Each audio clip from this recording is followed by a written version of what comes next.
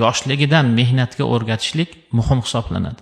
O'ziga kerakli bo'lgan narsalarga o'zi harakat qilishligiga o'sha kichkinaligidan 2-3 yoshligidan bir narsalarni olib kelib ber.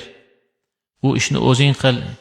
Yegandan keyin ovqatingni masalan idishini o'zing olib borib qo'y degan mayda kichkina bizga e'tiborsiz ko'rinishi mumkin bo'lgan ishlar bo'lsa ham ana shular bilan mehnatga o'rgatishligimiz kerak. Hamma narsani boshqa odamlar qilib berib o'rganib qolgan oiladagi farzandlar katta bo'lgandan keyin qiynaladi.